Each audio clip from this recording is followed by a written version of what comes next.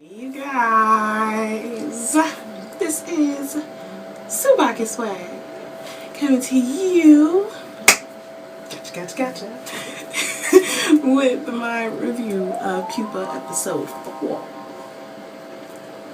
But anyways, this episode, as always, was very short, but it stuck to the anime. Well, it stuck to the manga pretty much in general, but it cut out a lot of stuff for the episode to be like 4 minutes long, including the intro and outro. Kind of reminds me, I think I said this before, kind of reminds me of like episodes from Sinyu. I'm not even going to comment on that one. But pretty much this episode was talking about like pretty much what Yumi was going through.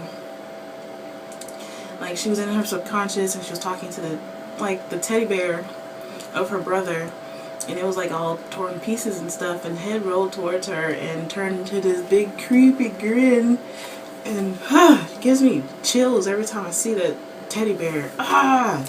If my teddy bear ever started talking to me, period, I'll put myself in a mental institution. Nobody else has to do it. I do it myself. But Yume is pretty much feeling like shit because she ate her brother, and she knows she did, but she really couldn't control it. So like after that, she was like wandering the streets and she was disgusted with herself pretty much because she was feeling like, it's like, I don't want to feel the way I feel about these people. Like she was looking at these people and like they looked so delicious, and I want to eat everybody and blah blah blah, and she doesn't want to feel that way, but she can't help it right now. So that's why she is kind of upset, but there's really nothing she can do about it. Then out of nowhere, her brother comes up and he embraces her, and she's like, "Only child." But then they cut to pretty much her eating him. Take that any way you want it. But no, she was actually like eating him, like how she did in the manga. Like, somebody brought this to my attention. You probably already know who it is. A certain person brought it to my attention that it looked like she was giving him like bloody head before they came around the corner to like inside the stall, but like all you saw was his leg outside the stall twitching and shit, and there was like blood coming out of the stall.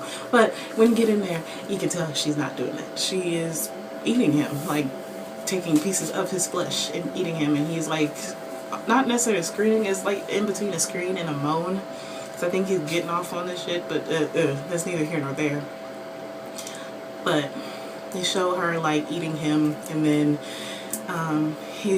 she was like, "I'm so sorry, only child," blah blah blah, and he was like, "Well, I'm pretty much he was like, I'm pretty much a monster too." So it's not that it doesn't faze him. Of course it hurts because somebody's eating him, but he's willing to do it for her so that way she doesn't eat anybody else.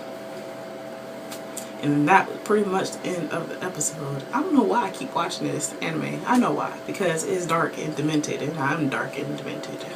So we get along well. But anyways, that was pretty much the end of the episode. I can't tell you what I think is going to happen next because I do read the manga, but I would love to hear what y'all think is going to happen because it is getting pretty good. And of course, the parts that were more graphic were blocked out on Crunchyroll, which is where I watch most of my animes. So it's censored for the younger people. But if you read the manga, it shows everything. Literally everything. So be careful with that. If you don't like blood and guts and stuff, you won't like Pupa. You won't like Elfen Lied either, which is the other anime / manga that I reviewed a couple videos ago. So if you don't like blood and guts, don't watch it, don't read it. You won't like it.